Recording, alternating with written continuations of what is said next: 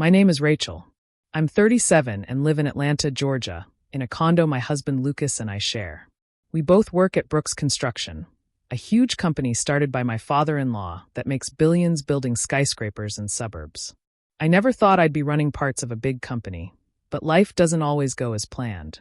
Growing up, my mom worked 2 jobs, dressing tables during the day and cleaning offices at night, just to keep us afloat in a small apartment. She taught me to be smart, quick, and tough. That helped me get through college and into a banking job where I learned to read numbers and budgets like a puzzle. I loved it. When I met Lucas, I imagined a quieter life, maybe a home and family. But Lucas is very different from me. He's gentle and easygoing, born into wealth, and never had to fight for anything. His dad built Brooks Construction into a huge company, and Lucas was supposed to take over. But he didn't have the drive for it. One night, he admitted it while we watched TV. "I'm not cut out to be CEO, Rachel. I'd just be a figurehead." I stared at him, confused. That's not how I think. I'm decisive and driven. My mom always said I was born ready to take control. After we married, I planned to leave banking and focus on family. But my father-in-law had other plans. He called me into his office and said, "Rachel, this company needs someone like you. You have the brains and the backbone." I hesitated, but the challenge pulled me in. I said yes, and it changed everything. At first, I was learning the ropes, schedules, contracts, costs. But my father-in-law noticed my skills and started inviting me to board meetings. The older men there were skeptical at first, but I spoke up, gave ideas, and eventually they listened to me. Lucas barely participated. He'd skip meetings, saying they were too technical or he had other things to do. One night, after a long meeting, I came home tired and asked why he hadn't shown up. "You've got it covered, Rachel. They listen to you, not me," he said casually. That's when I realized our marriage had cracks. His lack of effort at work mirrored his distance from me. I threw myself into the company. I learned everything from my father-in-law and loved making decisions and seeing results.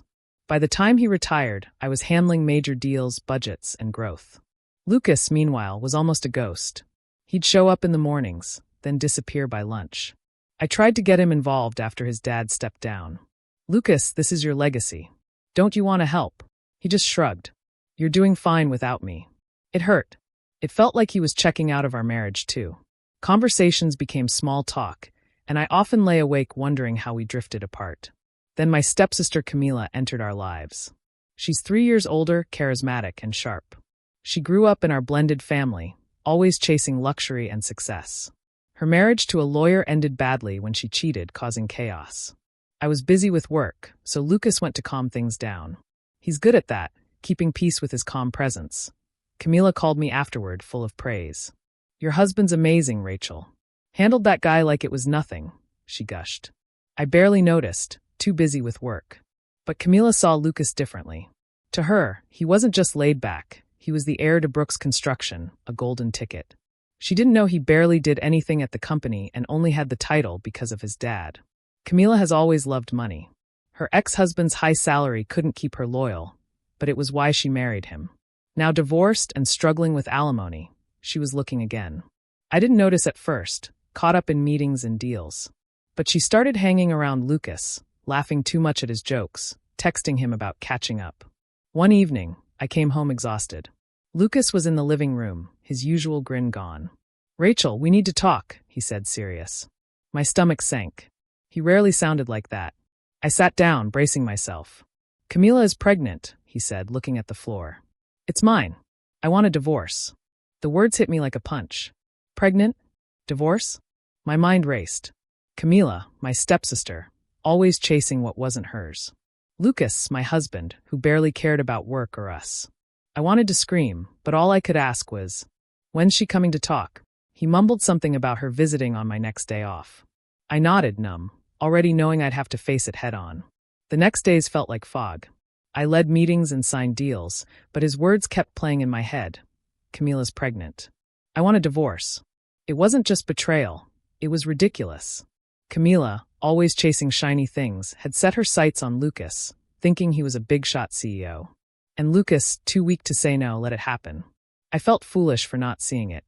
I knew I had to protect my position at Brooks Construction. If I divorced Lucas, I'd just be another ex-daughter-in-law, and I couldn't risk losing what I'd fought for. The next morning, I drove to my in-laws' estate outside Atlanta. My father-in-law was in his study, surrounded by photos and blueprints. I told him everything.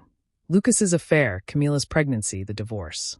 My mother-in-law gasped, excited about a grandchild, but one sharp look from my father-in-law silenced her. He leaned back, his face unreadable, then smiled. "Rachel, you're the heart of this company," he said. "I don't care what Lucas does. You keep running things. I'll handle him." Relief washed over me, mixed with sadness. My father-in-law valued the business over his own son. But for me, it meant I could keep my place. A few days later, Camila showed up at our condo, full of confidence, swinging her designer bag like she owned the place. "Rachel," she said, dripping with pity, "I'm so sorry you couldn't have kids. But don't worry, I'll make sure you get plenty of money to start over. Just leave." Lucas sat there silently, as usual.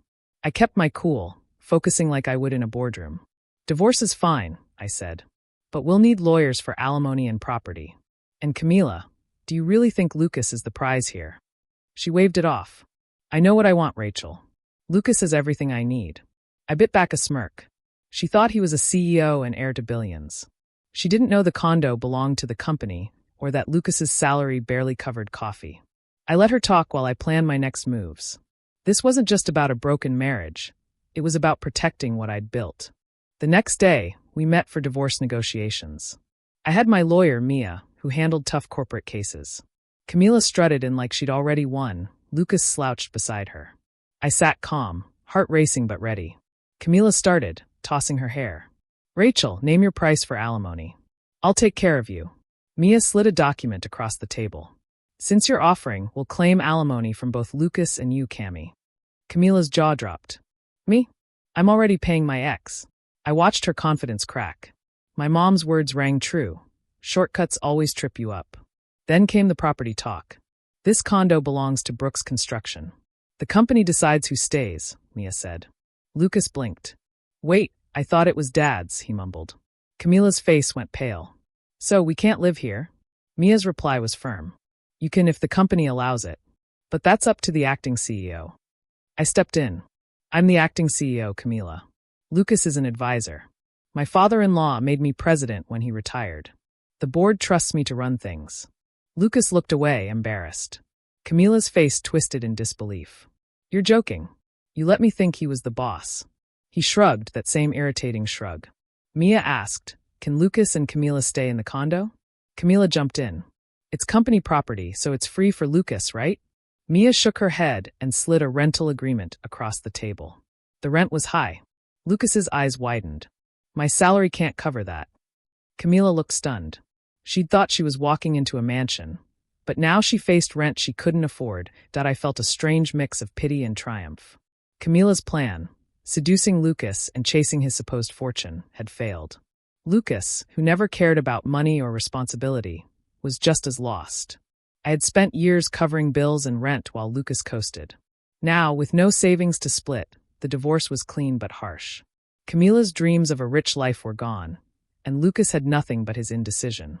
I left that room feeling lighter, ready to focus on what mattered: my company, my team, my future. The fallout was almost poetic. Camila's lies unraveled fast. Weeks later, word got back to Lucas's family that her pregnancy was fake. She'd tried to trap Lucas, hoping his family's wealth would solve her problems. My mother-in-law, who'd been excited for a grandchild, was crushed. My father-in-law, who never trusted Camila, was furious. "She's no daughter-in-law of mine," he growled when I went to him for advice. The tension in their estate was unbearable. Camila and Lucas clashed with everyone. When she begged my father-in-law to pay her alimony, he shut her down cold. "You're nothing to this family," he said. Camila couldn't handle it. One morning, she packed her bags and vanished, leaving Lucas to face his parents alone. She'd thought she'd landed a rich husband and a luxurious life, but all she got was debt and drama. Lucas tried to come back to me. One evening, he showed up at my new apartment in Midtown Atlanta, a modest, peaceful place. "Rachel, maybe we could try again," he said, pleading. I laughed, not cruelly, but from exhaustion. "Lucas, you made your choices. You cheated with my stepsister. You checked out of our marriage long before that. I'm done." His dad had already cut him from the company, demoting him to a temp job pushing papers. The former heir to Brooks Construction was now scraping by, and I felt nothing but relief. I threw myself into work, the place where I felt whole. Running Brooks Construction wasn't just a job, it was my calling. Every decision, from new projects to ensuring workers had stable jobs, felt like keeping a promise to the people who depended on me. I thought of my mom, how hard she worked for me, and poured that energy into making the company stronger. Profits climbed, new contracts came in, and the board started calling me the backbone of the business. My father-in-law became my guide, offering advice over coffee. "You're doing what I always hoped Lucas would," he said once, eyes soft with pride. That meant more than any title. I don't think about remarriage. After all the betrayal, letting someone in again feels impossible. My heart's been through enough. Instead, I'm married to my work, to the thousands of employees whose families rely on Brooks Construction. Their trust drives me to show up every day with focus and purpose. I've learned my own strength, what it means to stand tall when the world tries to knock you down. Camila and Lucas are just a memory now, a lesson in trusting my instincts and choosing my own path. To everyone who's followed my journey, thank you. You've been with me through betrayal, heartbreak, and victories. If my story inspired you, keep fighting for your own path. Every project we build, every deal we close, tells a story of grit, heart, and starting over. Keep going. I'll see you at the top.